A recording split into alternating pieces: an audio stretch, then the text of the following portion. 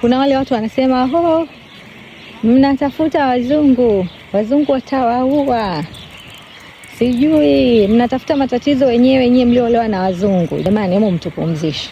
Kwa hiyo mnataka kusema kwamba ndugu zetu walioolewa na ndugu zetu wa nyumbani wote wameoana hawanaga matatizo, wao ni wananeema peke yao na hamnaga watu ambao wanafanya vitu vya ajabu? Hebu acheni hayo mambo jamani.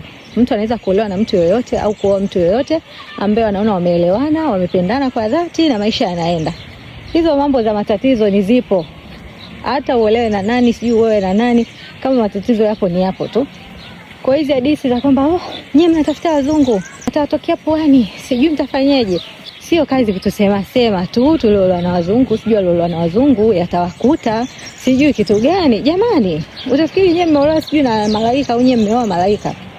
Si mmeoa binadamu na mmeolewa na binadamu. Kama sisi tuliolewa na binadamu na walioa binadamu pia. Haijalishi taifa, haijalishi rangi, haijalishi kabila, haijalishi lugha. Binadamu ni binadamu tu. Karakta ya binadamu iko pale pale. Ukikutana na mtu mnyama ni mnyama, haijalishi rangi yake, haijalishi asili yake. Na ukikutana na mtu mwema ni mtu mwema, haijalishi rangi, haijalishi asili. Kwa jamani, mambo ya kutunyanyasa tuliolewa na wazungu, mtupumzishe. Tukipata matatizo ndio imetokea, yani kibinadamu tunakuwepo duniani kuna kupata matatizo.